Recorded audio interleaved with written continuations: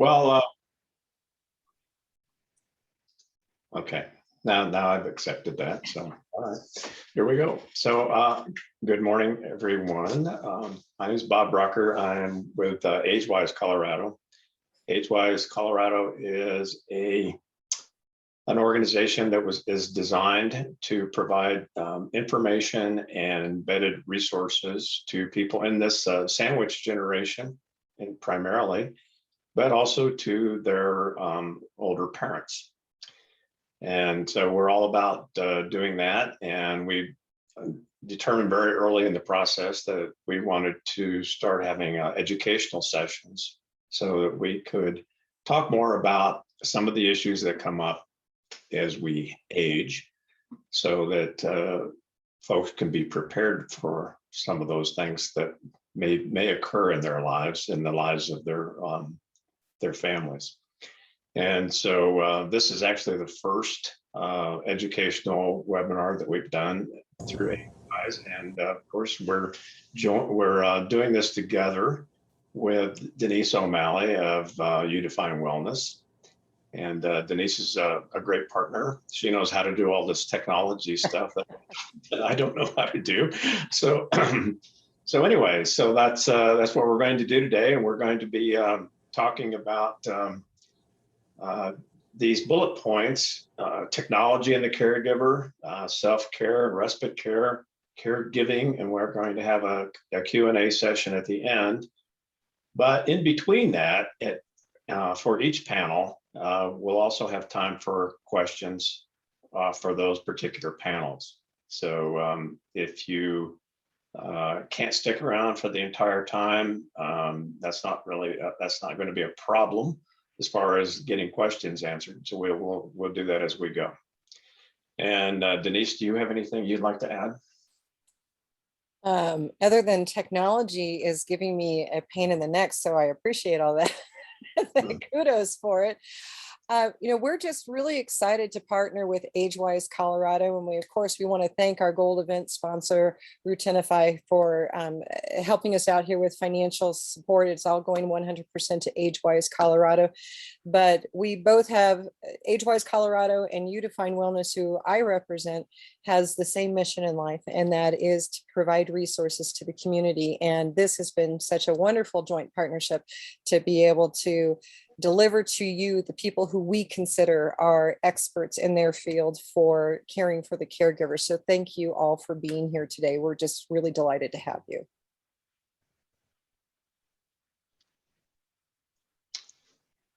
Okay, so Bob, how about if I started off with how we wanted to come into this and launch this? Is that okay? And I'll introduce the other one. Okay, the other Bob. Okay, so first of all, let me bring up Robert Sanders, and I'm going to add him as a spotlight. So I'm guessing if you're here today that you have been in the role of being a caregiver, and probably in the sandwich generation when you had little kids at home and you're also caring for perhaps aging parents, could have been a spouse, and you were probably gone through the same thing that all of us has gone through in terms of struggling to find resources. One of the members of the You Define Wellness Network, Robert Sanders, he's the owner of Mental Health and Peace. He has a story to share that kind of sets the stage for this introduction of the various resources that we're going to be going into with our expert panels. And so I want to introduce to all of you Robert Sanders. And Robert, I'm going to let you tell your story. Well, thank you, Denise. I do have a story. It all started during the blizzard of 2009, early 2009. So I was waiting for my wife to come home from work, and she was late, very late, and it kept getting later and later and later. I was really concerned. And then I heard the garage door open, and she came in crying. And so she had fallen while she was checking the mail, falling on the ice. And it took her over a half an hour to crawl back into the car so that she could drive back home. We couldn't go anywhere that day. The next day, we went to the hospital and had x-rays taken, and yeah, she had 2 broken vertebrae in her back. The following Monday, we visited our doctor. He gave us bills for pain and whatnot, and then we went to see a specialist. The specialist ordered an MRI. We went back to the specialist a week later. We read the MRI, and he said, "Mrs. Andrews, you do have broken vertebrae. You have 7 broken vertebrae. But that's not the problem. The problem is we think you have cancer." And so he sent us to the cancer doctor. When you hear words like that, it's like a death sentence. I mean, it was a sad death. And so went to the cancer doctor. We had more tests, and finally my wife got diagnosed with multiple myeloma, which is a bone blood cancer. So this was the beginning. And for 5 years, I was her sole caregiver. Now, luckily, I worked at home. I was able to be there almost all the time. And in the beginning, with pain management, she was able to get around and kind of do some of the things for herself, even work part-time, et cetera, but things got worse. And we used to go hiking, couldn't hike anymore. So I bought some ATV so we could go riding. And very gently we did that. And after a while, she couldn't do that anymore. And so then we stayed and we played cards. And so my function was to do pretty much everything. Firstly, when we found out, they recommended I go to see a social worker, and I did. And we talked. She thought I had it all figured out, and so I went home, and we made all those appointments. Sometimes 2 or 3 times a week. Of course, I did all the dishwashing, and the cooking, and cleaning, entertaining, whatever it took. As time went on and things got worse, I would get 2, maybe 3 hours of sleep at night. Always going to the doctor. And I was still working at this time. And so the stress level was pretty high. I remember when I think back about it, I sort of took all of this onto myself because I knew I could do it. I used to go play racquetball 3 days a week, to kind of take care of the stress and get exercise. And couldn't do that anymore because even though my wife was a social butterfly and had tons of friends, when they heard that she was diagnosed with cancer, they stopped coming around. I guess it did say little by little they dropped off. Nobody there to sit and watch, be with her, so I could go play racquetball. So the stress continued on. I didn't know about the resources that were available. They actually are volunteers to come and sit with patients. But anyway, I took care of it. As time got on, she couldn't walk very well.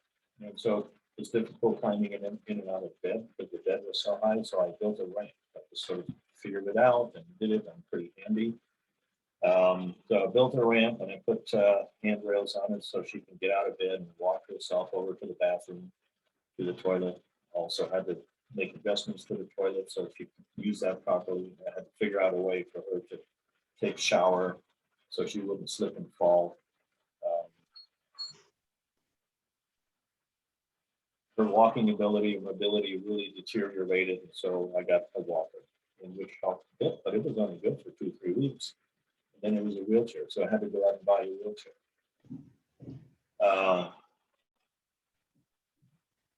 After that, I realized, well, we can't get in and out of the house, so I had to build a ramp in the garage. I had a very large garage, so I was able to do that. But I didn't know about the design of it. I just figured it out and did it and built it, and there it was. The biggest problem was transferring her in from the wheelchair to the bed, or from the wheelchair to the toilet, or from the wheelchair onto the couch. A friend of mine had the same diagnosis. And I spoke with his wife, and she said that, in the middle of the night, they tend to get up and walk around. Sometimes I would find my husband outside in the yard. So I was kind of aware of that, and I put bells on the doorknob so that I could hear if she would get out of bed. And that worked a couple of times. And one night I was woken up a big crash in the living room. And I ran out there and she had fallen. Hit her head on this massive coffee table. So emergency room visit, hours and hours and hours, and no major damage, just a lot of bruising. So it would have been nice if I had known about this device, this pressure sensitive device that you put on the mattress, where somebody gets up out of bed, an alarm ring. So I found out about that afterwards. And so they kind of solved that problem. And then it just gets worse. We had so many drugs. I mean, it was different drugs all the time. Drugs would come in the mail, would be like $10,000, $12,000 worth of drugs. And so in order to keep it all together, I had to develop a big spreadsheet and figure out which drug went where and what time, which you had to have drug A before you could have drug B, and on and on and on. So it was a struggle. And then making food. Sometimes she would eat, sometimes she wouldn't eat. And the closer we got to the time of transition, it was less eating going on. And so I called family and they came to visit and stay. They really didn't know what was going on. They were just there for more support.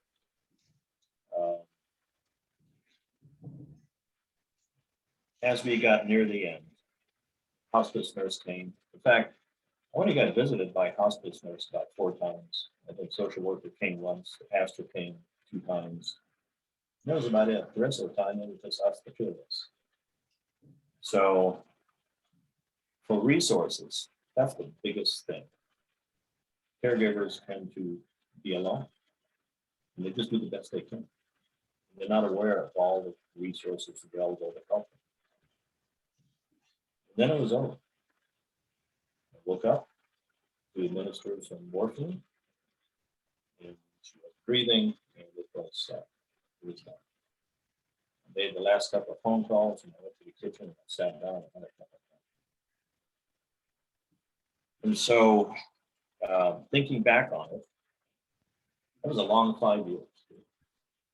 When that 5 years, I had a heart attack.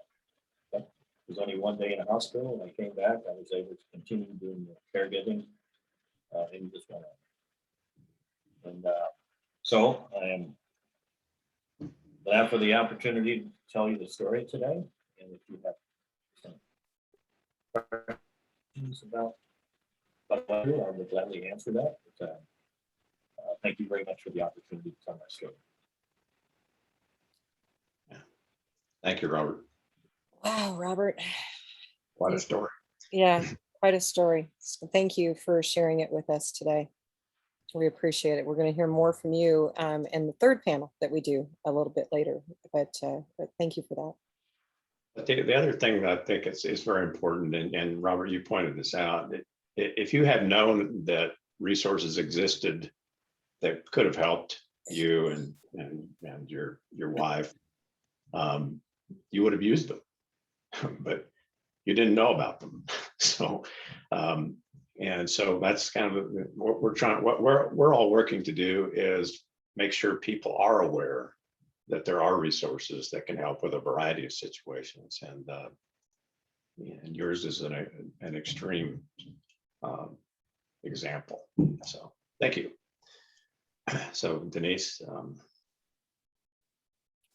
I'm pinning people for the first panel discussion. If you want to go ahead and start kicking it off. Okay. So our first panel, we're going to talk about technology related to caregiving in particular. And our panel consists of 3 folks. I'm going to just briefly introduce each of them. Our first is Karen Brown. Karen is CEO of iAging and is a longtime thought leader in technology and innovation, and is focused on changing how we think about aging and the last quarter of life.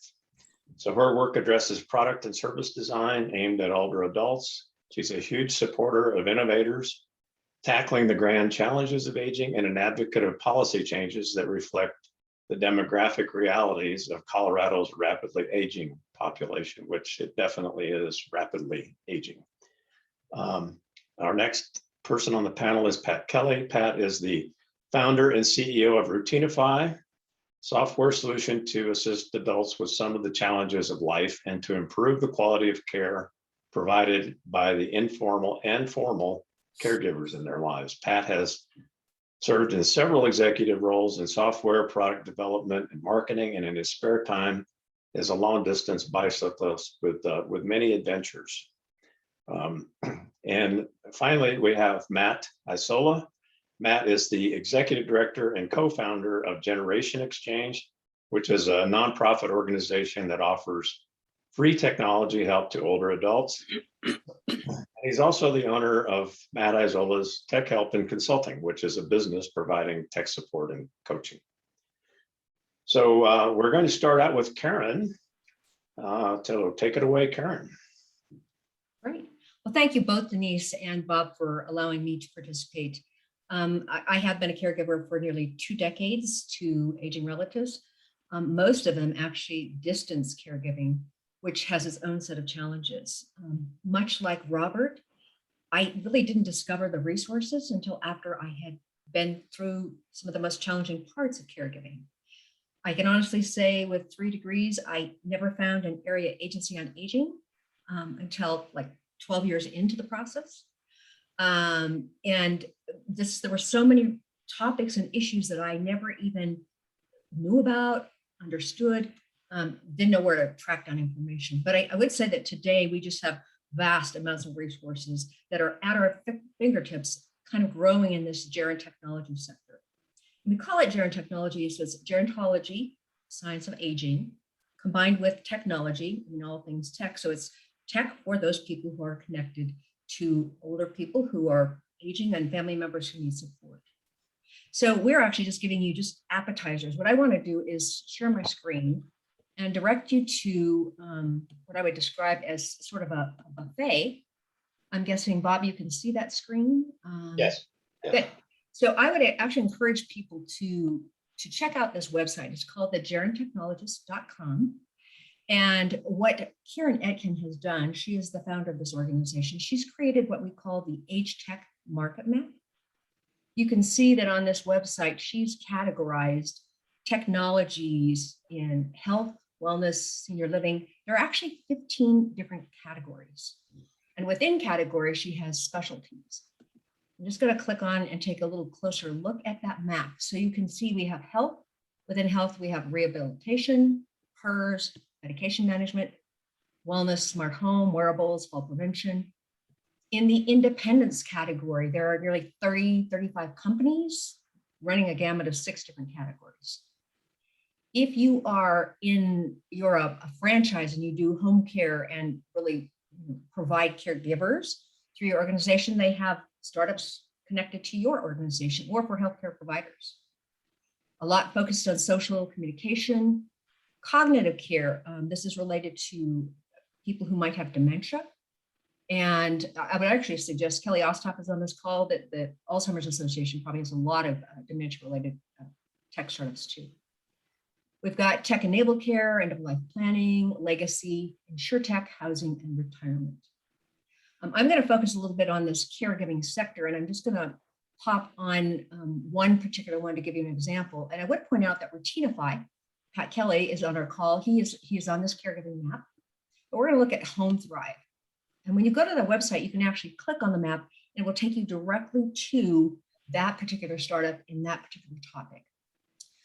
Home Thrive actually focuses on the employers, families, insurers, and older adults. I would just outline that there are a couple of categories that they look very closely at.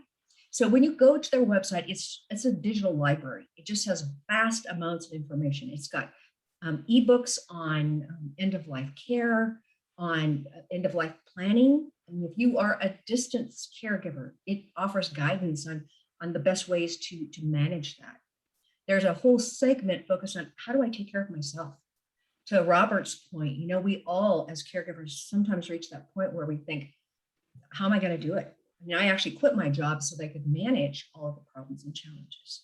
So they've got a lot of resources, digital resources. The second item that's incorporated in their website is a platform of more than 5,000 caregivers.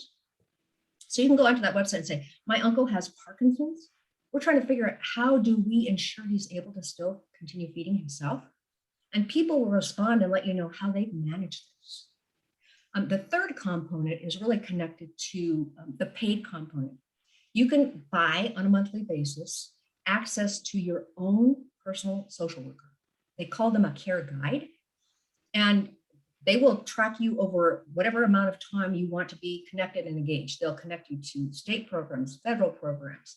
They will connect you to the private service industry. They'll help you chart a path and guide you all along the process. You can do this for 1 month, 1 month a year, you can do it for 12 months, whatever. And at $49 a month, the average social worker right now is running about $125.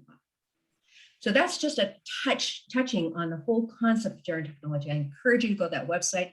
There's something there for every single person who's in the caregiving arena for an older adult. Thank you, Bob. Well, thanks, Karen. So did you put that in the chat already? I have not. I will Okay. put it in the chat. Okay, thank you. All right. Very good. Thanks, Karen. So I think we're going to move on now to Pat. And here's how we'll do this. We have our 3 presenters, and then we'll open it up for questions at that point in time after Matt speaks.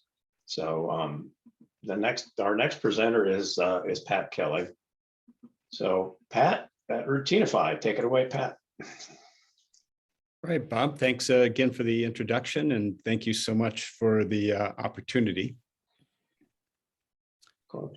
What I'd like to do is just share a couple items with individuals and then get on to the heart of the discussion here. So my topics are really the role of technology in providing care, but I want to set the groundwork for that and a couple key points. Technology is not a replacement for human-to-human care. It really should be viewed as an extension and augmentation to that care. Notwithstanding that maybe at someday we're all going to be cradled by robots, but between now and then, we really need to empower the caregivers that we have. There's a lot of, I believe, misunderstanding about seniors and their ability to deal with tech or grok tech or understand it. I want to diffuse a lot of that. I'll share with you a lot of reasons why it does not fail, and a lot of people confuse failures of introducing tech into the caregiving environment with, oh, the senior doesn't understand the tech, but I want to share with you it's really more around the process. And the last, I'd like to close a little bit about, so why do caregivers care about technology in their role of providing care, and why do they care about senior adoption of that? So a little bit of background on myself. I come to this like many people do from the adult child caregiver perspective, taking care of my aunt who celebrated her 107th on Zoom. Love to, hey, look at me, I'm on TV. Lots of other challenges, and her baby sister, who happens to be my mom, who will pass the century mark next February. So there's lots of great tech out there, and there's lots of great providers, but from the adult child caregiver perspective, you're 7 by 24. You're as worried as much about there being groceries in the refrigerator. How's mom going to get a mani-pedi? Who and when is she going to make it to an appointment? Who's supposed to be there today? Did they actually show up today? As you are around, help me, I've fallen. People don't press that button, by the way. So my perspective was there's too much tech. There's not that we shouldn't continue to innovate, but it was also kind of legacy tech. It was very episodic, very linear. It does one thing and it doesn't talk to anything else. And I need to know everything that's going on in that environment. So that's just a little bit of our perspective on the challenge to be solved. So essentially, we're a point of care appliance. So there's one or more tablets that are in the home environment. And once in the home environment, they serve as a hub for a variety of elements, whether it's the hub for the medical devices, if we're helping to track blood pressure, oxygen saturation, et cetera. We're also the hub for communication. So we provide a fully HIPAA compliant communications, both voice, video, and messaging. Our core, why we're called Routinify, is around behavior modification, not just of the aging adult, but those around them. So let's set some proper patterns for behavior, or what we'd like to refer to as habits for aging well. So it's just a little bit of our perspective. So let's talk about the challenges there. So technology not being a replacement for human to human care. Clearly I'm not a Luddite. I'm not quite a believer in robots yet. Robots will have their role to play at such time that's the proper role to play. But what we really need to do is make caregiving more effective and more efficient. There are not enough caregivers on the planet to deal with everybody who needs care. So let's be effective. And what's the first thing that challenge that we have is we schedule care. Who said that Tuesdays and Thursdays at 3 are when somebody really needs something? We gave that up in technology in the 80s. We used to call it timeshare. We used to share time on a mainframe computer. We got over that a long time ago. We should get over it in terms of how to distribute the most valuable resource, which is human care. And that should be really data-driven, just in time. And care needs to be the proper blend between virtual and mano a mano care, if you will. So it's the blending of those. We also need to extend care beyond those short windows. It's great, I got an in-home care provider, and they do care about mom and dad, but I'm there Tuesdays and Thursdays 3 to 8, and they don't really have insight, purview, or ability to take action around any of the other times a day. So we really want to extend the time period in virtual care, and data-driven care is a great way to do that. The other thing is that tech assumes who owns it and who's providing it. It takes a village, but you actually should be part of a village. So we should need to be inclusive. Everybody who's involved in care should have access to the same tools. They might have a different role to play, but they should have the same access. In terms of aging adults being able to grok tech, I'm here to tell you that even people with pretty involved cognitive challenges don't have a problem with the tech if it's properly designed and it fits their lifestyle, and it's part of a self-care, not a push care. Help people care for themselves as much as possible, not always pushing it at them. And the people around them need to understand their role. It's not like, oh, mom and dad's got the tech, it's going to solve its problems. No, you need to be part of that process. So it typically fails because you bring something by, what I call the dump and run approach. You make it about you, not about them. Oh, I think this is the challenge that mom and dad have. So here's 20 things I'm going to irritate them about, reminding them and giving them nudges throughout the day. Not going to work. There may be 20 things that you have to deal with, but let's prioritize and chip them off as we need to be, and incorporate the patient in the process as we're there. And the last part is just being crowded out with all sorts of extraneous apps in that. So although one could download applications from the Play Store in that, the problem is you're now in this unfriendly environment. It's a tablet or it's a computer, and how do I work and how do I log in and what's Candy Crush and how come it's popping up? So we're very much believers of a point of care appliance, that the device in the home should be all about care as broadly defined. So why do you as a caregiver care about it? You should know what's going on, not because you're sitting around watching Granny Cam all day, but you should have data that helps you understand how somebody's progressing through their day every day. You should be extending care, not extending your worry. So by knowing what's happening, that you're getting lots of check-ins by understanding how the person is moving around their day, the worry quotient is much lower. Communicate, communicate, communicate. You really want everybody on the same platform so they all know what each other is doing and what the expectations of each other are. By being inclusive, you're not alone. Most of us, I felt that way as an informal caregiver. Oh God, it's all on me, and even though I have, brothers and family members that were willing to participate, since you're kind of disjointed. So coordinate, coordinate, coordinate. So I'll step off the soapbox and pass the baton. Thank you, Pat. That was great. Thank you. Matt. You're on mute, Matt. Wow, that's I've never heard that term grok before, but I love it. That's a really cool thing, Pat. Well, thank you guys for letting me be here. I have a personal appreciation for the strength that it requires to be a caregiver. My father was the primary caregiver for his mom for the last 4 years of her life while she had Parkinson's.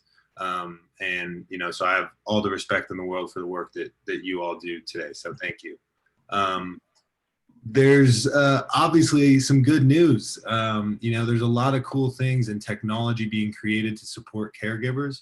But the thing is, and I don't know how to use that term correctly. If you don't know how to use the technology, it's not going to work. If there's, you know, you had a lot of ifs and ands, and if it's designed for you and you have the baseline understanding, you know, there's a lot of places where just the user experience of technology can break down the resource that it really is. So Generation Exchange is a nonprofit that's really designed to be a resource to help people become more comfortable with technology. So we do tech help for older adults, not even necessarily older adults. That was when we started. Anybody over 40. We call them mentees. We have 3 chapters at CU Boulder, University of Denver, and CSU Fort Collins. And as of COVID, we also do workshops on Zoom. All of the workshops are free and open to the public. And each attendee is paired one-on-one with a volunteer mentor. So usually a college age student. These events are held on campus or on Zoom. And these volunteers help mentees with their technology questions. There's no curriculum. So the conversation is completely guided by the mentees' devices that they bring in, their interests, and their questions. And the cool part is these volunteers aren't teachers. These are just students, young adults who have grown up with technology, doing their best to help. They don't know everything. And actually that's a good thing, because one of the most important things that we try to pass on to people is how to Google something if you don't know how to do it. So anyways, in these Generation Exchange workshops, they're 2 hours. For about an hour and a half, these pairs of mentees and mentors work together on technology. And about the last 15 or 30 minutes or so, the roles switch. So this college student, you know, who has been mentoring an older adult on technology, is now able to ask that person for anything they need help with. So life advice, business connections, career advice, restaurant recommendations if they're new to the area, or things to do. A lot of these kids are, you know, new to the area being in college. So it really is a mutually beneficial exchange, hence our name. And this really matters right now because, as we all know, COVID has really accelerated society's dependence on technology. I don't think it's that far away that we will actually have robots cradling us. It's, you know, groceries, doctor's appointments, social events, all of this stuff is being, you know, held or accessed online. And it really is almost impossible to function fully in society without a baseline knowledge of the internet. So we really created Generation Exchange to be a resource for older adults. And I think we've been pretty successful at that so far. I'm just going to read a quick quote, one of my favorite ones from a mentee who attended our workshop in response to the question, describe your experience at the workshop today. He said, life-changing. I lack rote memory and computers are not intuitive for me. So I have a difficult time with computer tasks, even if I have done them many times over. I have learned more in this 2-hour session with Caitlin than I have ever learned in whole classes, and I've taken many since 1989. It was more than simply learning how to do specific tasks. It was understanding what I was doing and applying that understanding to other tasks. I really don't know how to describe it. This is one of the only times I've ever left a class or a workshop and was looking forward to going home and playing with my computer. So that's kind of a, you know, just a short example of the work that we do. And I know my time's just about up. But we have some workshops coming up October 2nd in Boulder, October 9th in Fort Collins. We do need to get the word out to more older adults. Believe it or not, we have actually more college students, more volunteers, almost twice as many volunteers as we do older adults who are needing technology help. So if there's anyone who wants to connect with me, I'll leave my email in the chat. And thanks again for letting me speak here. Thanks very much, Matt. That was great. Much appreciated. So you've heard three great presenters talking about technology and caregiving and how to use technology. And what questions do you folks have? We have a few minutes for that. We have one question right now in the chat box, and it's a question I also had, Matt, is what is the geographical area that your organization serves? Yeah, so right now we have chapters. We were doing before COVID workshops every month at the University of Colorado Boulder, University of Denver, and at CSU in Fort Collins. After COVID, we obviously couldn't hold large in-person events with a lot of older people. So we did Zoom workshops. So that's really expanded our reach. So the people that are out of state or not able to make it to a meeting are able to do, it's the exact same thing on Zoom. We just go into breakout rooms, it's one-on-one. And a lot of people actually say that's more effective than being in person. Have you and Pat thought about maybe collaborating and having that as a feature of your app, Pat? Yeah, it's right here on my number one on my to-do. Having just connected with Matt the other week, Yeah. it's the synergy is obvious. And in terms of people who need it, we're partnered with Senior Hub, who services primarily Adams County, and they have 300 aging adults that could use that are tech enabled and could actually use your services immediately. So we'll make the connection. Thank you. Absolutely, yeah. That's awesome. What questions do you have, Mr. Brocker? I'd like to ask Karen. So you went from being in the oil and gas industry to now being a aging related technology and policy person. So how did that happen? You don't actually see it as a natural transition. I mean, from geoscience and environmental science and engineering into aging. Well, again, I was a caregiver, and like Robert, after having been on that journey for that period of time, and even to Pat's point, we don't have enough caregivers, informal caregivers, family members get burnt out and try to, salvage what they have and keep going at it. And I just felt like technology had to play a role. It had to somehow or another reduce the number of caregivers we have or that we need, empower and lighten the burden for those caregivers that exist, informal and formal, and really empower older adults because they need to be empowered to have more choice, more independence, and more control. So I chose a less financially economic route, but definitely very rewarding. And while I think there are lots of technologies out there, like Pat said, sometimes they don't integrate. You first start out, and maybe Robert would share this as well, but you might only need one thing. And like at first it was, we just needed meal delivery because my mom had macular, or we needed help at the house because my mother-in-law had, breast cancer. And so it was only one thing initially. It isn't until later in the game that you actually got to figure out, wow, I got a lot of things to really kind of meld together. And I think that, Pat, is where a tool like yours really comes in as very useful. Denise, do you have any questions? I have another one if you don't. Well, okay. We have a question from Jill too, I see. We have a question from Jill. Jill, why don't you unmute? There you are. Thank you. And Bob, I promise I'll email you back. Okay. My name's Jill. I'm actually the marketing and missions director for Springwood Retirement Campus. Robert, our first speaker, I really keyed in on one thing, and it was the way in which he said his hospice visits. So in my role, when I sit with people, whether they're considering a retirement living situation, memory care, assisted living, or they're just looking for resources, I've worked with hospice for over a decade, and in so many situations, it can be a money grab. Colorado is not a certificate of need state. Anybody can hang a shingle and talk about hospice. I would love for you to expand on your experiences and what you wish you knew, or obviously in the throes of caregiving, it's difficult to do a lot of research, but hospice is one of those things we don't talk about. We don't talk about end of life or talk about death. And I would just love for you to expand on the experiences you had and what you wish you knew, gosh, to help us all, because we think all hospices are created equal and they're not. Can I respond?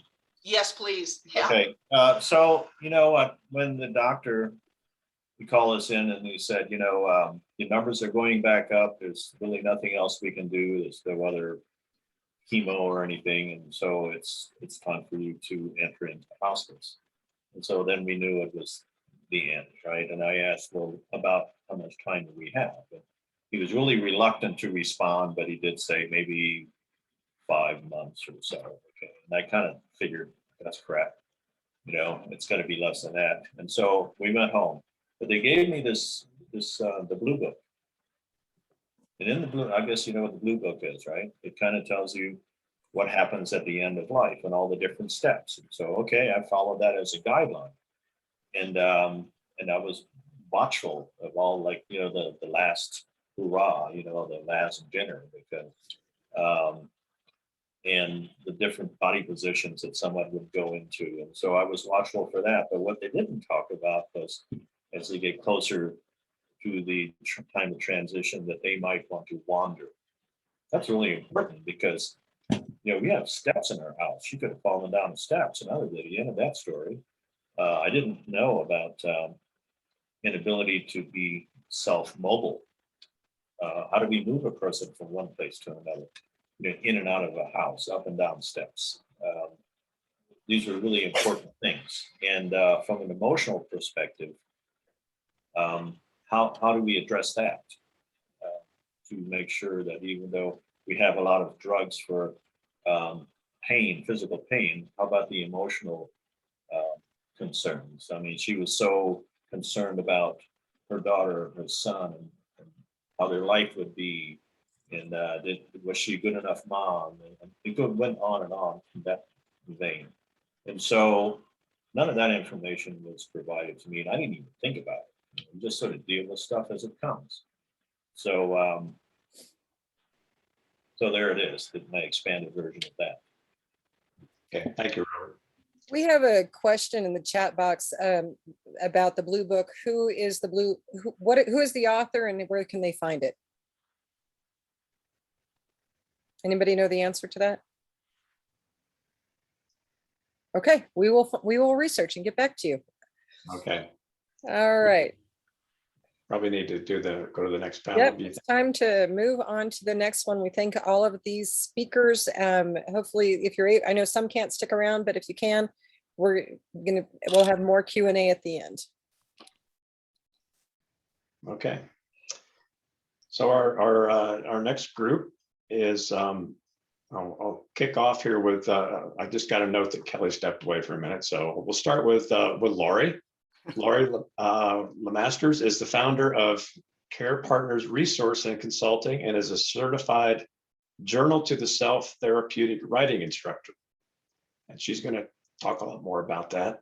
She uses the challenges she experienced while caring for her parents to help caregivers manage the stress of caring for a loved one, teaching practical solutions to daily struggles using writing and other techniques. She is a public speaker, educator, and published writer, has partnered with other organizations such as Easter Seals, the Colorado Respite Coalition, Seniors Resource Center, and many others. So check her out at her Care Partners Resource YouTube channel to get more great information. Sandy Priester is the executive director and co-founder of LifeSpark Cancer Resources, a 17-year-old nonprofit organization that provides Reiki and healing touch statewide to cancer patients and their caregivers. LifeSpark partners with the Anschutz Cancer Center, Denver Health Medical Center, and Memorial Hospital in Colorado Springs. Kelly Ostoff, who's back with us, is the Senior Director of Programs for the Colorado chapter of the Alzheimer's Association. Kelly oversees the statewide delivery of care and support services, including caregiver and community education programs, caregiver support groups, early stage services, and family consultations. She stays up to date on the latest scientific research and treatments. And with the presence of Alzheimer's disease in her family, the caregiver role is a personal passion. And she's working on a PhD in gerontology. Kelly, why don't we start with you? And you can kick us off and we'll go from there. Thank you. Sure. Thank you so much for having me. Again, my name is Kelly Ostoff. I'm with the Alzheimer's Association of Colorado. Today, my hope is to provide some general information on Alzheimer's and dementia, and information on respite resources and respite payment options and availability of respite for specifically dementia caregivers. However, it may be relevant to all types of family caregivers. The number one question I often get, and I can't start a presentation without this information, is what the difference is between Alzheimer's and dementia. So many people can age and experience age-related issues that require care outside of dementia. However, age is the number one risk factor for developing dementia. So as people grow older, risk of developing dementia does go up. Dementia is an umbrella term that is used to describe a set of symptoms that include more than just memory loss. Memory loss is the most commonly thought of symptom of dementia, but dementia also can include changes in thinking, reasoning, the ability to learn new information or follow an instruction manual or even a simple instruction. Dementia can include changes in personality and mood. Dementia can include changes in mobility, gait, the ability to get around. Dementia is simply the changes in one's brain that as caregivers and friends to those people living with dementia, we observe. For many years, and even still today, people thought that dementia was a normal part of aging, that as people grew older, they were supposed to get dementia. This is where we get incorrect and outdated terms like age-related senility or hardening of the arteries or age-related memory loss even. And what we're learning is that many people are aging without experiencing the symptoms of dementia. Over age 85, 1 in 3 have some form of dementia, whereas over age 65, it's about 1 in 9. Now, if age is no longer believed to be a viable cause of dementia, you're probably wondering, well, then what causes this to occur? And this is where Alzheimer's disease comes into the picture. Alzheimer's disease is a disease of the brain. What I mean by that is there are these plaques and tangles and other pathological and biological things going on in the brain that lead to someone developing dementia. So Alzheimer's disease is the most common cause of dementia. However, there are other causes as well. It's believed Alzheimer's disease causes about 80% of all dementia. Eventually, someone with dementia, regardless if it's Alzheimer's or not, it may be frontotemporal dementia, Lewy body disease, vascular dementia. Likely someone with dementia will need around-the-clock care or regular care. Alzheimer's disease in particular is what we call a familial disease. So not only does it impact the person with it, but it impacts the person surrounding them. Often caregivers experience anticipatory grief, health issues related to their physical health or their mental health due to caregiving. And so caregivers need to take a break. And in fact, studies are showing that accessing respite care, so taking a break from caregiving and having a professional or a friend step in that role for just a minute can have tremendous benefit on caregiver health. You're probably wondering, how do I pay for respite care? And many people overestimate Medicare's ability to pay for respite care. Medicare covers some in-home care whereas skilled care from an OT, PT, nurse aide is needed for rehabilitation services for a short period of time. It doesn't just cover respite care. So often people pay privately out of pocket for respite care. Some benefits, such as veterans benefits, may cover some respite care, or people access home and community-based services through Medicaid to cover respite care. That area agency on aging that Karen took a few years to find that she referenced earlier is a critical partner because many AAAs through the Older Americans Act from the federal government have respite grants. I once worked with a caregiver who was so exhausted, he couldn't pay privately for respite care. He didn't qualify for the benefits that I talked about. And so he called up his local AAA and got about 9 hours of respite care a week. And his 2 rounds of golf each week and the respite care he got from this grant showed such tremendous improvement in him when I saw him the next time. I do see the clock here ticking away, but before I wrap up, I want to talk about the options that are available. There are home care agencies that you can bring into the house to provide respite care. Adult day centers are great resources. And some long-term care communities, memory cares in your neighborhood, offer short-term respite stays. And sometimes that's a great option to kind of check one out or get someone adjusted to one if you eventually plan to have someone move in there. However, I always say it doesn't hurt to ask family and friends. Family and friends always want to help, and they often say, what do you need? How can I help? And asking for something so specific like 2 hours of respite care a month or a casserole at Christmas to put in the freezer are really tangible ways to just take a break as a caregiver. So thank you so much for inviting me and for the time, and I'll put my information in the chat so you all know how to reach me if you don't have any questions today. Okay, well, thank you very much. That was great, and I'm always learning something, and I just learned some things about Alzheimer's. So thanks. Our next speaker is Lori Lemasters. Please. All right, great. Well, thank you so much for having me. And I I think many others who get into this field did so because of a personal experience that I had. I was in the mortgage business for 30 years, and I received a phone call in the middle of the night from my brother about my mother, and who was still living in California, who survived a pretty massive stroke. She ended up not able to speak and paralyzed on her right side. So as many caregivers, you tend to learn by fire, right? So I just decided I was moving back home from California, and I made it my mission to make sure that she did not have to go into a long-term care facility like the doctors were suggesting. And I moved home and cared for her. Again, like everybody else, you kind of learn as you go.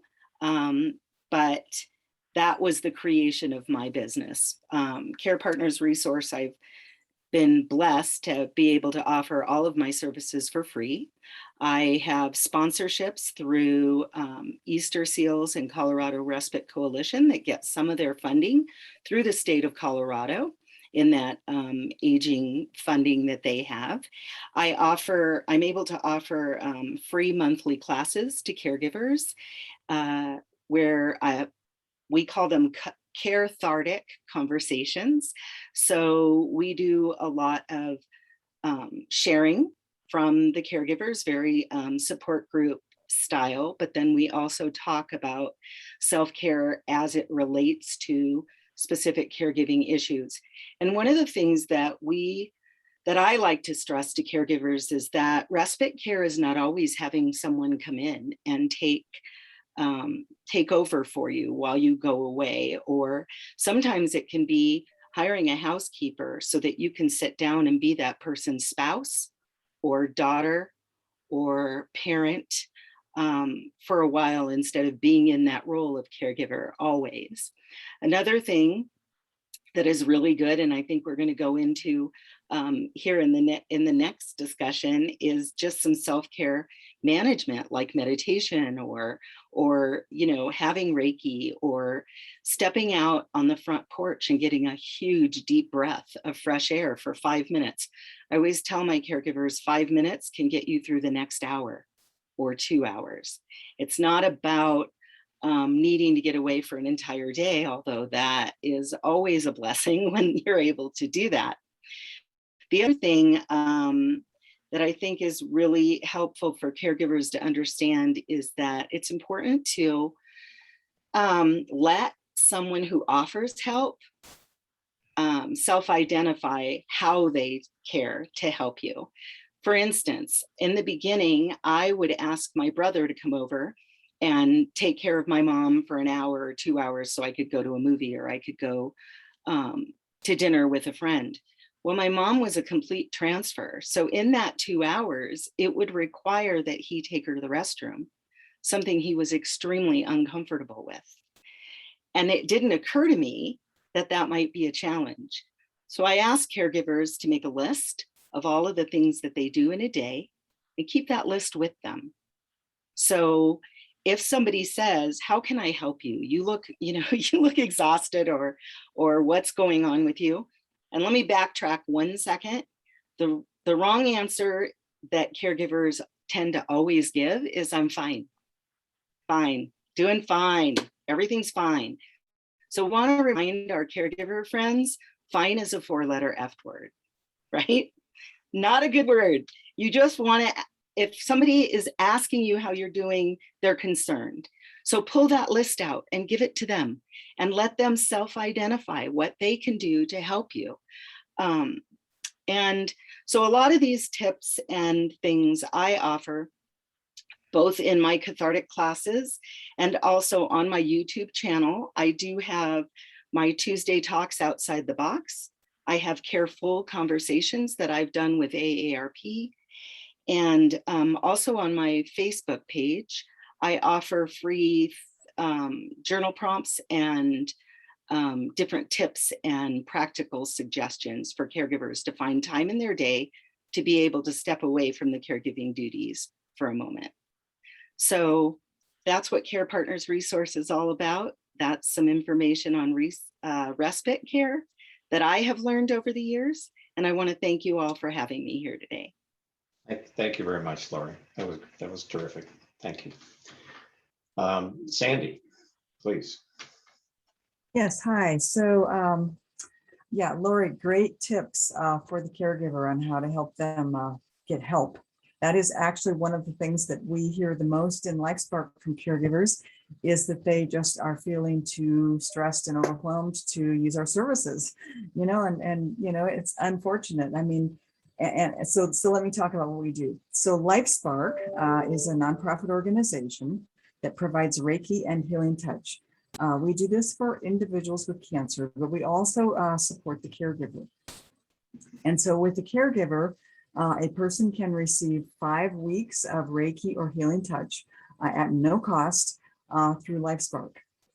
And so a lot of you probably are familiar with Reiki or healing touch, but some of you may not be. These are in normal times, in non-pandemic times, these are hands-on therapies that are very helpful for stress, depression, fatigue, pain, excellent for pain. And, when we think about caregivers, I mean, actually, even though, people going through cancer are going to be experiencing a lot of side effects from chemo and things like that, that's where these therapies can help with nausea and pain and things like that. But actually for the caregiver, I mean, fatigue, that's a huge issue.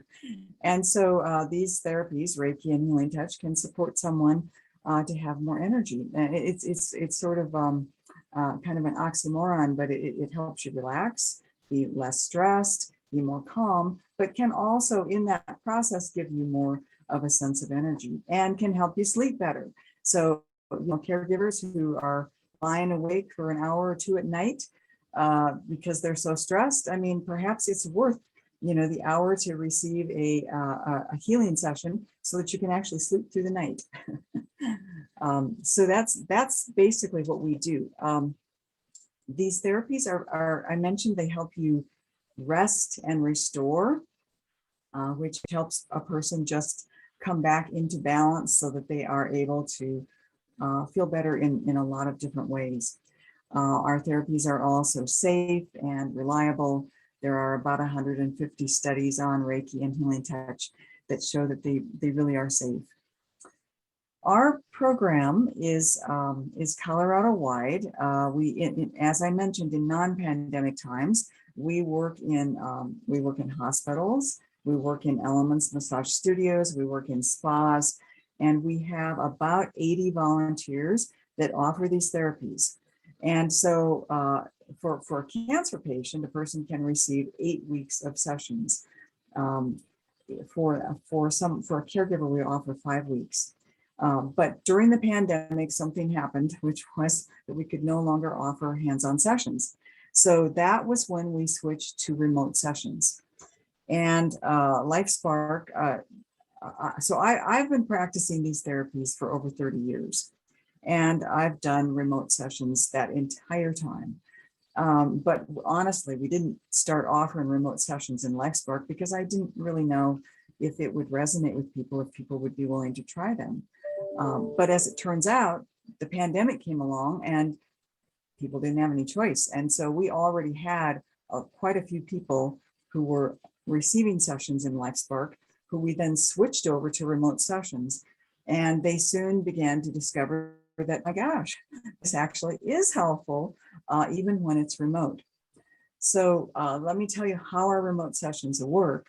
We have the provider, the volunteer, meet with the participant, whether it's a cancer patient or a caregiver, on Zoom, so you can see each other, kind of feel like you know each other. And then they're going to ask you to go and lie down in a quiet place, and they're going to play guided imagery. And the guided imagery gives you something positive to focus on, something really, really positive to think about during the sessions while you lie there and relax and receive. The person giving the session gives you a complete full body session. And then when they're done, they'll check back in with you. We recently so we have now served over 200 people with remote sessions, remote Reiki and healing touch sessions. We've given over 2,500 sessions in the last year and a half. And we recently did a survey of people who had received our sessions, and 92% said that they were, on a scale of 1 to 5, they said that they were either a 4 or a 5, meaning they were either helpful or very helpful. So that's just an example of how our therapies work and what our program does. Again, these therapies are available free of charge, and you can sign up on our website to receive sessions. We do have about a 1 to 2 month waiting list right now, but that changes all the time. So I encourage people to find some time, take care of themselves, so that you can get the sleep, so that you have the energy to take care of your loved one. Thank you. That's very interesting. I had no idea you could do anything like that remotely. Wow. I got a bunch of questions over here, Bob. Please go ahead. Let's start with Kelly. Kelly, if a senior passes the Alzheimer's test with a doctor, does that really clearly indicate they do not have Alzheimer's or the beginnings of dementia? That's a great question. So when we talk about cognitive assessing and assessments, there are a variety of tools and thoroughness out there. So every person over age 65 who's on Medicare is entitled to an annual wellness visit, during which an abbreviated cognitive assessment should be given. This may include being asked briefly to draw a clock at a certain time, be given 3 words, retrieve them later, answer a few questions about a story that was given to you. Not all providers do this at the annual wellness visit, but it is important to know that that is available and should be done every year. And that is because every person's cognition, their intelligence, and their ability to test is different. So providers should develop some sort of a baseline by doing that year over year. It's important to note that that test, frankly, is rather simplistic, particularly for people who are quite smart or who overly prepared for the test. My father-in-law and mother-in-law talk about the test before they go in and do it. Neither of them have dementia, but it's just a good example of probably what occurs. For someone with the true symptoms of dementia, even quite mild dementia in that early stage, they would perform pretty poorly on that test. What this test is not good at is detecting a newer understanding of cognition called mild cognitive impairment. Mild cognitive impairment, or MCI, is the brain's kind of very subtle initial changes before someone exhibits the very explicit signs of dementia. A more thorough neuropsychological exam with a neuropsychiatrist that is often multi-hours, multi-parts, it could be on a computer, there are some written components. A neuropsychological assessment would detect that MCI. The difficulty with Alzheimer's disease and the other diseases out there that cause dementia is that there's not an easy diagnostic test yet. So there's not a biomarker that we can draw some blood and say, yes, this person has Alzheimer's, like we do for high cholesterol. And so that's one of the complexities. For most older adults, what I tell them is, if you're doing the cognitive assessment, you have that baseline year over year, you are doing well, and there's really no major change, your everyday life is going along just fine, I wouldn't be concerned, and I wouldn't recommend just signing up for a neuropsychiatric exam just because you're passing the one at the doctor. It's when we start seeing changes, particularly in people whom we know well, that would warrant further examination. So that's not a direct answer to the question because it's a rather complex topic, but the important thing and the important takeaway for cognitively healthy older adults is just feel comfortable with advocating for yourself at the doctor around that cognitive assessment so that at least your provider can get acquainted with your baseline. And for higher IQ people, they may require different testing, or similarly for people who may not be literate, they may require different testing. But that's kind of a broad overview. Thank you. That I wouldn't say that was broad. That was a lot of information. That was great. Thank you. Another question for Lori. If you could clarify the organizations that you're working with right now. In the chat box, it says it sounds like you're working with AARP as well and connecting with older adults directly. So if you could clarify that. Sure. Well, my Carethartic conversation workshops, I have caregivers who are they all attend, and they are caring for anyone from children with physical or mental disabilities all the way to aging population caregivers. So it's a wide variety of people. We keep the classes very non-disease or illness specific. And they're more about, I'm constantly having to redirect the caregivers back to themselves because, you know, caregivers like to talk about their loved one more than they want to talk about themselves. And these classes are very specific to caregiver and their caregiver needs. On my YouTube channel, I have worked with AARP in the past, and I do work with them probably about once or twice a year, depending upon a class specific. I've worked with them doing classes in person and with in partnership also with Denver Libraries. But I do have some really great recordings. We did a 7-series mini television show with AARP, and I interviewed several different organizations. And one of them, for those of you who might be interested in learning more about hospice care, is I interviewed a gentleman from Denver Hospice, and they go into a great deal of explanation about what is involved in hospice care. I have worked with Area Agency on Aging in the past, and I have done actual classes for employees there on compassion fatigue and some of the challenges for those of us that work in the field, because it's very important to care enough to do your job well, but not care so much that you're taking these challenges home with you. And that's not easy to do. So I hope that answers the question. That's awesome. I have one more question for Sandy Priester. Sandy, we've known each other for a while, and I'm a huge supporter of LifeSpark, and as I am the other organizations I believe in as well. LifeSpark is originated here in Colorado, local based. You've got a great focus. LifeSpark relies a lot on local fundraising activities and awareness and activities.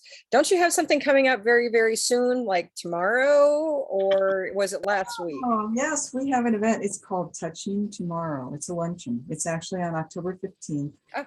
A way to come in and share the love and you know, support us financially, but also connect with our community of people who are very interested in supporting people with cancer. And it's free. It's in Denver. It's at noon. And it's fun, it's inspirational, and a great way to connect and be part of our community. Yeah, thank you. Absolutely. Bob, any questions that you have on your list? To unmute. Did you say October 15th, Sandy? Yes, October 15th. It's called Touching Tomorrow. Some people think it's tomorrow. It's not actually, it's on October 14th, it will be tomorrow. Well, can you put something in the chat about that? Sure. Yeah, if you would, that would be great. And those who are watching this via recording, you can pretty much Google the names of any of these organizations and find their websites. Absolutely, because you're not going to have benefit of the chat box that we've been using over here. Kelly, I do actually have one more question for you. Many years ago, when I was a caregiver for one of 3 caregivers for my father-in-law with Alzheimer's, we spent a lot of time volunteering at the Alzheimer's Association because we were so grateful of the resources that you were putting into the community. Do you still have volunteer opportunities on a regular basis? Absolutely. Volunteers are who let us be in more than one place at a time. So right now we have volunteers facilitating caregiver support groups for people in the early stages of dementia, teaching classes and weaving in their experiences as caregivers. We have volunteers who help with our advocacy and public policy programs, our events. So yes, we welcome volunteers in many ways and forms. And there's this saying out there that if you've met one person with dementia, you've met one person with dementia. Everyone's experience is so different. And so volunteers are who really enable us to diversify our stories and our ability to help people. So give us a call if you want to volunteer, or if you need help and information, we're here for you. Awesome. Any other questions, Bob?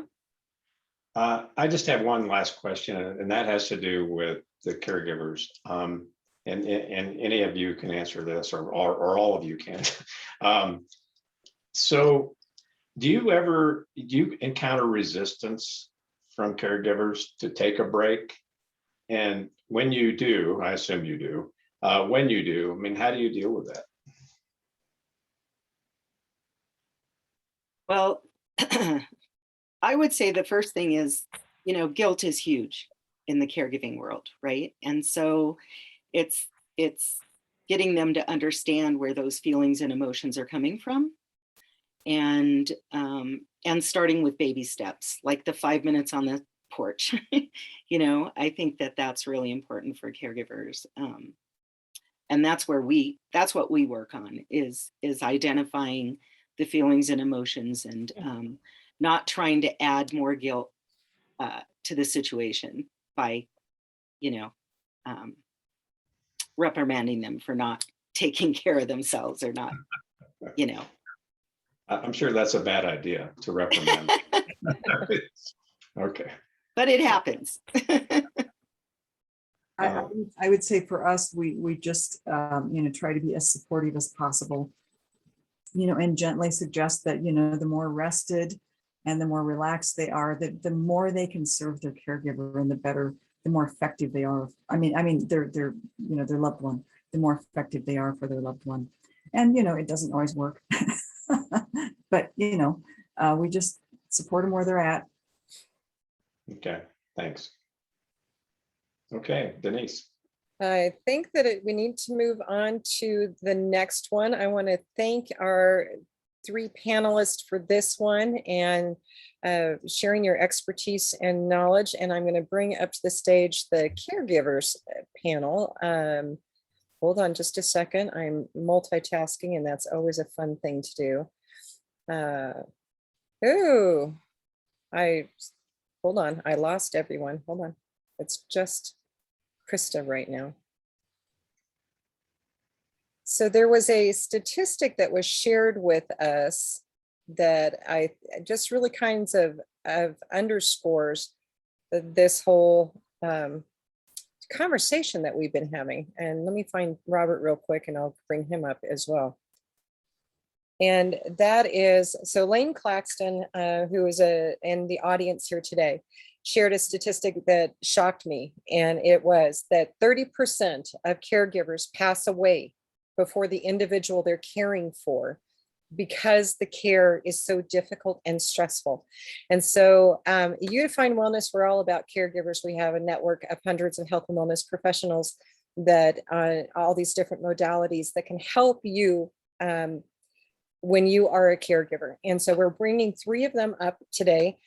You already heard Robert Sanders' story at the very beginning, but he's also a practitioner.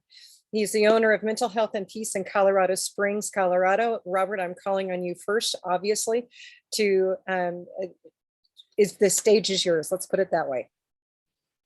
Well, thank you, Denise. After it was all over, I thought I was fine.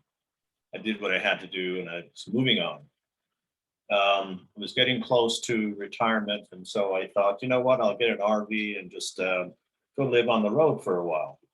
So I gave away everything, literally gave away everything, sold my house, and then I retired. Well, I did buy the RV, but I never did go on that trip. So I bought another house in town and I was sitting around drinking beer, watching TV. That was it, like a hermit. And I was depressed and I was just feeling really bad. And I knew that my life it had come to a stop. And so I did some research to find out what's going on. I feel feelings. I mean, what's happening? And I was feeling those feelings of rejection and abandonment and guilt. And it just went on and on and on. And I started looking for answers, and I did find some answers. And funny, when you look at YouTube, you can find a lot of answers. I discovered EFT, emotional freedom techniques. And I practiced, I went along with them. And it's a tapping process. And I did that. And then I found faster EFT, which is similar, but an evolution of that process. I said, let me try that, and I sat there and I started tapping along and watching the videos. And after a while, I started to feel better and say, hey, this is working out for me. And I had previously gone to counseling. It was talk therapy. It didn't do anything for me. But suddenly this thing that I saw on YouTube was working. And so I studied. And after 2 years, I became a certified level 4 practitioner. And we do most of our work through the internet. Okay, we can certainly do one-on-one personal, but most of it's internet. And so now I work with clients all over the United States and internationally. How that responds to the caregiver. I had a lot of problems. I never knew I had all those problems. I joined the military, went through Vietnam, saw a lot of stuff, did a lot of stuff. I had 3 marriages, had a lot of problems in my life. But with the techniques of tactics and fast EFT, I was able to recover from that. And I can say I'm fine now. But when you think about caregivers, what do caregivers have? We know about the physical problems, the stress that they build up, you understand, they're tired and exhausted and all that. But what about the emotional impact on the caregiver. I mean, there's different types of caregiving. You have where maybe you provide some transportation, or perhaps you come and you fix a meal or two, or maybe it is a full bore 24/7 caregiving. You know, you give a part of your life. You commit to taking care of another person. So you're living for two people now. That has an emotional impact. Lots of stress. To produce trauma. I mean, along with that, you know, you have fear. What am I doing? Am I doing it right? You have anger. You know, why do I have to show you again how to do this? And of course, impatience. You know, when a person gets up and it takes them 10 minutes to go across the room or to get into a car, we feel that impatience. And so these are the emotions that I help caregivers work through. Emotions all come from someplace. We go back there, find out where they come from. We work on that, we clear that. We have 2 to 3 sessions. Sessions are about 2 hours apiece. And once we've gotten rid of the big things, cleared the big emotional traumas, they can certainly work on themselves. And during the 3 sessions that we have, I teach them how to tap on themselves, how to work, and also self-care techniques like breath work. Even just laughing and smiling will change your state. Happy thoughts and memories. To go there, step into a memory and just be there and enjoy yourself and notice how good you feel. And then you step back and that changes your state. And of course, socializing is so important. Just to take a break whenever you possibly can.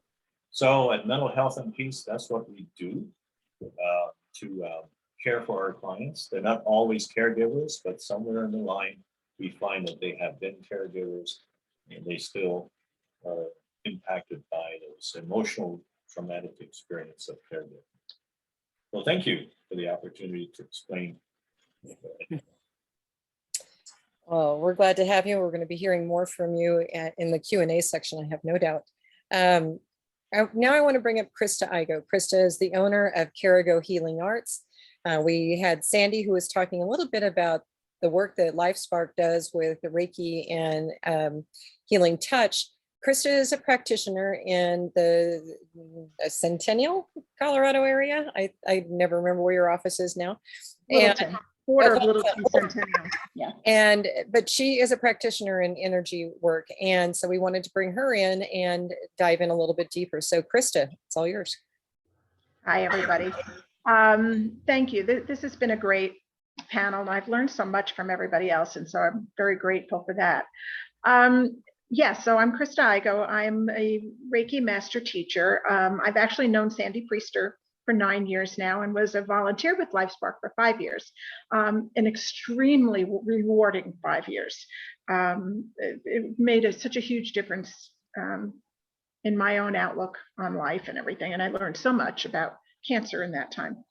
I've been doing different energy work for 30 years. Specifically Reiki for the last 13, and I'm a master of several different dimensions of Reiki, which will have no meaning here. But just kind of a little overview, what is Reiki? Many of you have probably heard the word. Years ago, we used to have to go into a big discussion of what it is. Now, at least people are familiar with the word, so that takes away. But speaking in terms of physics, it's basically a high vibration. It's around us all the time. And I'm speaking and I'm breathing oxygen and I'm exhaling carbon dioxide and oxygen, you know, all of that's around us. But if I take a balloon and I blow it up, it's all concentrated into the shape of that balloon. And that's in essence how Reiki works. It's been documented by Stanford University that it will come in through what we call our crown chakra, the opening here that we have with the connection of higher dimensions, and comes out through us and out through our hands in like a laser beam form. And that high vibration basically changes the vibration of what we touch. So it's never my agenda, it's the recipient's agenda. So I may, in discussion with someone, say, oh, I don't know, you've got a problem with your shoulder. whatever. But what may happen in the course of a session is that there's a heavy concentration. It's your heart that's pulling in because of all the grief, the stress, the anxiety, the disappointment, whatever is going on there.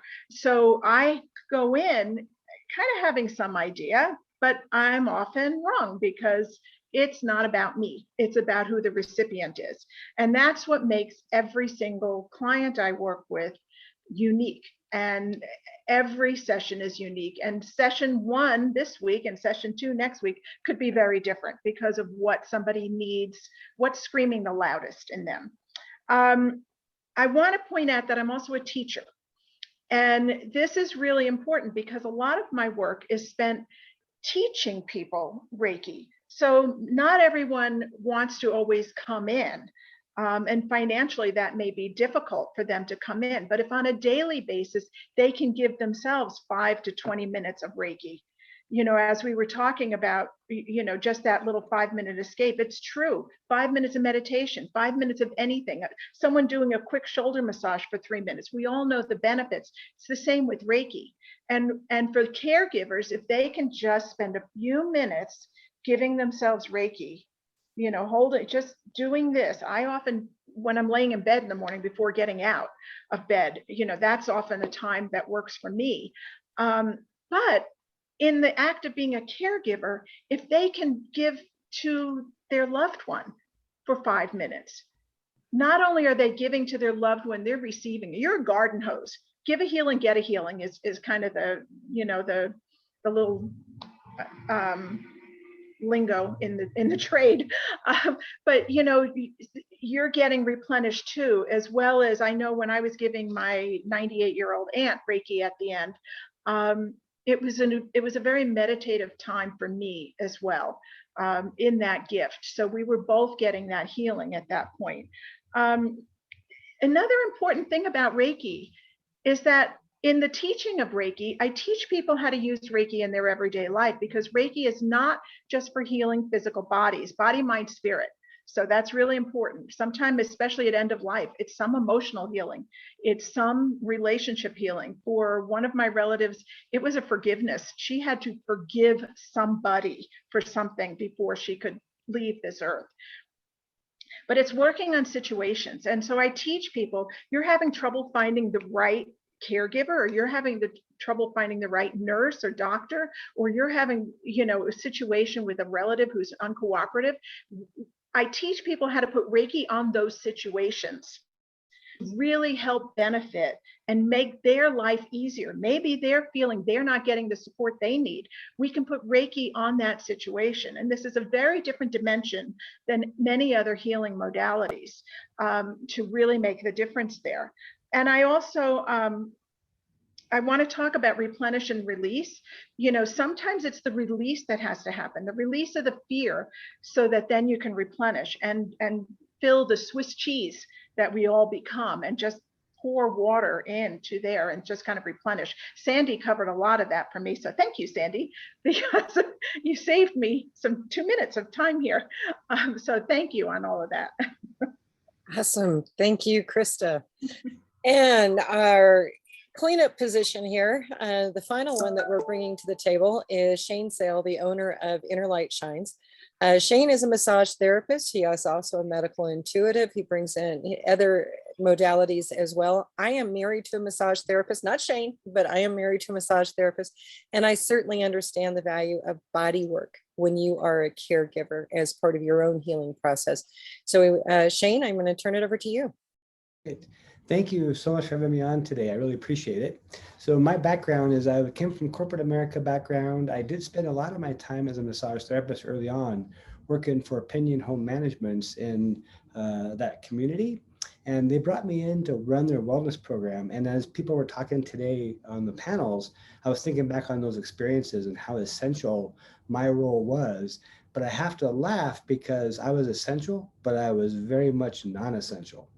So if you understand that environment, you kind of go, it makes sense. So again, my role was to come in and help people from the massage perspective, and the modalities at that time to use was really to help with the family members that would come in, helping their loved ones, caregivers that would come in. So all those memories are flooding back. Well, that was about 10 or so years ago. I'm going to fast forward a little bit now, and I'm going to look at from a perspective of boundaries and caregivers. Boundaries as a practitioner, those of us that are in the healing arts world, even in the counseling world, have to chuckle because I think sometimes we have our own issues to work through, or all the time we have our own issues to work through. So the more we work through our own stuff, the more we can be available for others to help. And I think it was Robert that commented on that, about we realize we have so much of our own stuff to work on, and these processes help that. And then kick it to what I think it was, forgive me, Krista's point was about, well, again, the point there is the more we can take care of ourselves, the higher our vibration can be, the more we're able to help and be available to help others. I have a story that recently came across my path regarding this issue. So one of my clients, she reached out to me, she said, Shane, I have this client, good friend of mine, he's in town for 2 days. I know you're booked up. Can you please get him in? He's only here for 2 days. He's a healer, and I know you can help him. And I politely said, well, let me check my schedule and let's see what's going on. In the back of my head, I'm like, I don't think so, but let me see. So I looked at my schedule and I'm like, nope, there's no way. So I shared with her, I said, I'm really sorry, but I can't get him in. I don't have the time. And she got mad at me. She was yelling at me. And I'm like, So I paused for a moment and I politely said, do you realize if I say yes to this situation, I'm doing a disservice to your friend. I'm also doing a disservice to my clients on my schedule. And most importantly, I'm doing a disservice to me. Very quiet on the phone. And all of a sudden I heard her burst out, boundaries. And she laughed and she said, I'm working on boundaries. I want to share that story because, again, I know we're all caregivers. I know our hearts are in the right places, and I think they're the angels amongst us. But even all of us that are caregivers, we have to really remember who comes first. And if we don't take the time for us, we are no good to nobody. Does that make sense? No matter how much those external pressures come upon us, and I know we've all been there. I can laugh at many times in my life. So that's one story I want to highlight that's happened recently where I'm like, oh my gosh. And it's so fun to see, I'm working with her now. It's so fun to see how she's progressing with those boundaries. And again, I think one misconception that I encounter quite a bit is that we think, well, I got to take care of other people first, that they're more important than I am. And when you do that, you give away your energy, you give away your power. And I always state, wouldn't it be great to come from a space of power and helping other people get better? Or is it better to give away your power? And when I phrase it that way, they go, oh, that makes sense. So my highlight here is that for all of us on the panel, the work that I do a lot of times as a massage therapist is certainly to de-stress, help people realize that. But I really learned and appreciate how much that massage, that therapy word in massage comes into play. So across all the techniques I do, the main aspect of it is to help people step into their power, and no matter where they are, particularly caregivers. So that's my short input there I have for today. Awesome. We already have questions for you guys. So for you, Robert, starting it off, what modalities are you using? Are you using emotional freedom technique? And you're on mute. There you go. I'm using emotional freedom techniques and evolution of emotional freedom techniques. So here it is. EFT, a lot of people are familiar with. Okay. I have to give credit to Robert G. Smith from Oklahoma City for developing Faster EFT. Faster EFT incorporates neuro-linguistic programming, NLP. It incorporates several other modalities, a little bit of hypnosis, even hypnotic languaging. And it kind of takes the best part of these different type of modalities, puts it together, uses it along with EFT, and we work directly with the subconscious. Okay, now subconscious is the smartest part of us. Everything that we have experienced in our life is in our subconscious. It's recorded there. Okay, and our subconscious, its job is to keep us alive, to survive. So when we have life experiences, these life experiences can be just not so good, but can also be traumatic. Okay, they're still there. You might not even remember them, but the impact of those experiences are there. And because of that, the subconscious uses those memories, feelings, emotions, sensations, that allows us to make decisions to keep ourselves safe. Sometimes those decisions where we feel we're safe are not the best decisions after all. So we use a variety of techniques fluidly, interactively, to work with the subconscious to find the root cause of the emotions and problems, and clear them and reframe them into more improved, better memory. Not a new memory, same memory, but just better. Hope that answers that question. I think that does. Krista, question for you. Are your classes in person or online? My classes are in person. There are, and right now in my office, I'm seeing clients remotely and in person. I'm following very strict COVID responsibilities. And I tell my clients I'm vaccinated. I ask if they are, if they're not, we're double masked. My classes are very, very small right now because of the pandemic that we're still dealing with. But there are teachers who will teach Reiki remotely. It doesn't resonate with me. There are some rituals in the process of bringing Reiki. We call it an attunement. It's bringing that consciousness in to somebody, and I prefer teaching that way. I prefer the interaction that I have with my students. I've taught my meditation classes online, but you lose a little something. And in person, I can gauge how they are responding. I can gauge their body language. I can gauge so much more in that group environment than I can via Zoom. So that's how, I hope that answers that. It does. Last question that I have sitting over here is for Shane, and somebody caught the fact that I said a medical intuitive, and their question is, what is that? When you figure that out, please let me know. Okay. Just kidding. Don't run away just yet. So a medical intuitive, we go in and we look at, so when I say we, it's source, God, universe, whatever you want to identify with. I connect to that higher vibration. It runs through me. I'm a direct channel. So as it comes through me, we look at the entire system. So I know, like in the EFT technique, they're looking at the subconscious, which is the second layer of the energy field, the emotional layer, where they can reprogram or help things that way. So in addition to, I don't want to say just the belief work, but whatever's holding on to the body physically, whereas like bone healing, etc., or whether it's emotions or wherever it's in the field, we're looking at that. And so source is going through and working through me, helping heal that body at whatever level they need to be healed at that time. Awesome. Thank you. Bob, you have any questions that you want to be asking? Could you, I guess this would be for Robert, but could you talk just a little bit more about EFT and fast, you said something about fast EFT. Yeah, fast EFT. So, when you go to YouTube, you can see EFT videos. It's fairly complex. It has several tapping locations, the top of your head, between the eyes, side of the eye, under the nose, and then the chin, collarbone, under the arm, and then you do your fingers, so like so. It just goes on. It's a lot of steps, okay?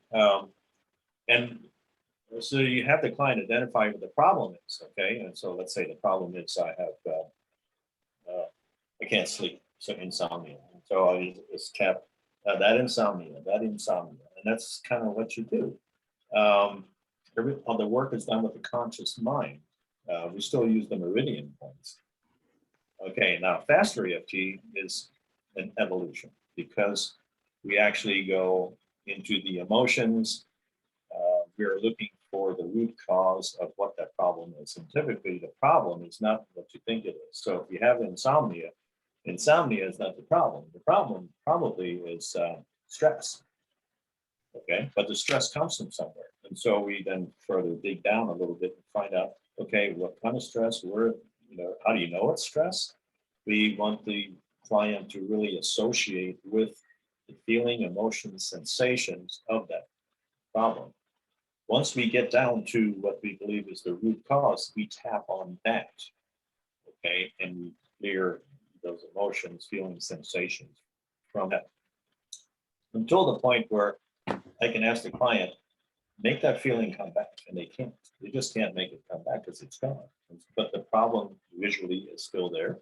And so we ask them to reframe it, to see it in a different way, to make it even better than it actually was. And so you practice that. Now, here's the thing. The mind doesn't know if something is real or if something is made up. The subconscious just takes whatever it is as data. And so we then ask the client to reframe it and see whatever they saw in a better way. And practice it over and over and over again. That neurons that wire together, wire together, wire together. That becomes a new version. Okay, so you can use it to relieve stress, to get rid of very traumatic events that have happened in your life. It supports and works well with other modalities. So yes, it uses EFT, neuro-linguistic programming, visualization, meditation, hypnotic languaging, all of those together fluidly and interactively in order to achieve the results. Yeah, well, one of the things that's beautiful about what you do, Robert, is you can do it anywhere. And I have to tell you, I was at the grocery store the other day and there was a lady in line behind me who was doing this. I was like, I know what you're doing. So it's a wonderful technique for everyone to learn.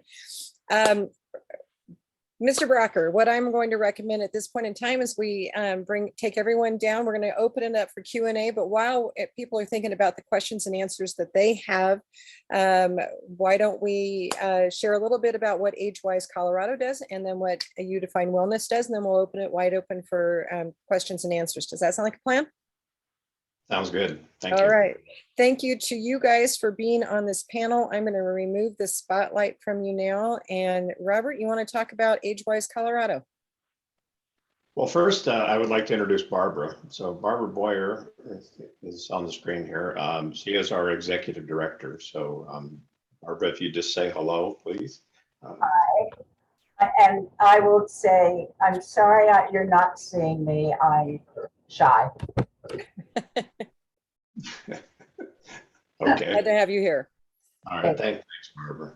And I would just also say anyone that's on this, as you look at the AgeWise site, if you need any assistance whatsoever, you can find our information there. And that's why I'm here. I'm here to help anyone with questions they may have or our process. Okay. So AgeWise, the whole idea behind AgeWise is that, there were several people who have worked in this aging related space for a number of years, myself included. And we noticed, it just sort of, jumped out at us a couple of years ago that there was really no place for people to go, particularly people in the sandwich generation who get those phone calls and it's like, I need to do something, but I don't know what to do. And I don't know where to go. I don't even know I don't even know what the subject matter really is. And so I thought, well, there are a lot of resources in the state of Colorado, thousands, literally. You all represent some of those resources, but people don't know about them. And so how do you make that more visible, people? Karen Brown mentioned something early in the conversation about AAAs. Well, if you walk down the street and asked 10 people, what is a AAA? 9 of those people are going to say they're the people that start your car. So that, you know, so it's stuff like that. And so what we're trying to do here with this, what we're creating, and we really just launched AgeWise in May. What we're creating is a place for people to go and learn about aging related issues. And we keep adding more information about issues all the time. And also to have what we call participating providers who are on our website. And there are different ways to search on the site to find, you know, a particular area that you're interested in, and you know what part of Colorado do these folks work in. And so we've tried to make it as easy to use as we possibly can. And we continue to, and we will always be continuing to solicit more providers, add more content. We're doing social media marketing. I had a note just a minute ago from our social media marketing person saying that, you know, about 2,000 people at least got notice of this event today. So that's what we're up to. And, you know, we really appreciate the opportunity to talk about this, and thank you all so much for being involved in today's webinar. So, yeah, Denise. Love the work that you guys are doing.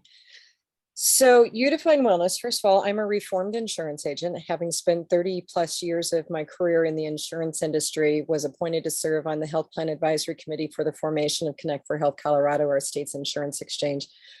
Basically, I'd seen how the sausage was made and decided it was time to get out. And you define wellness is the creation of what thousands of my clients that were employee benefit enrollment meeting clients had been asking for. And that was an employee benefit plan for healthy living, because the employee benefit plans out there are for sickness and illness. They really aren't for healthy living. So 5.5 years ago, almost 6 years ago, we launched You Define Wellness. We're a network of independent health and wellness professionals from all across the country. I brought in some of the new age holistic modalities, but we have everything from medical doctors, registered nurses, chiropractors, acupuncturists, to the psychics in the plan, because whatever someone does for wellness, if it reduces their stress level, that is wellness. And so we do not define it for the individuals, but we focus on education. We have education programs going on every single week. We have something going on for education, both for employers, for the general community, and for independent health and wellness professionals. And then also affordable access to the services of choice through our employee benefit plan and our discount savings card. And it's we always have a nonprofit that we try to support with almost everything that we're doing. And this is AgeWise Colorado's time. We've also done some work with LifeSpark Cancer Resources in the past as well. But that's what You Define Wellness is. Oh, and one last thing about it is our website's packed with resources for you. So if you want to learn what is medical intuitive, we actually have a video about it, because we have a couple hundred videos that we've created over the years. Let's open it up for any questions and answers that are out there. If you have any questions, would you raise your hand, unmute yourself, or put it in the chat box, and we will get to you. And we'll kind of give everybody a couple of minutes to be thinking about that. The comments that have been going on in the chat group have been phenomenal, and we appreciate it. Post-event, we will email everyone who is registered for this event and send you the link to the recording, because we've had a number of people who have requested it as well. And we will also include the contact information for those who were on our panel today. So you look for that email. Don't look for it today. It'll probably be in the next 24 hours or so, but we will get that out to everyone. I'm not seeing any hands raised, so it looks like we don't have any questions, Bob. Okay, all right. Well, thank you all once again. We appreciate you guys being here and supporting us. Yes. All right.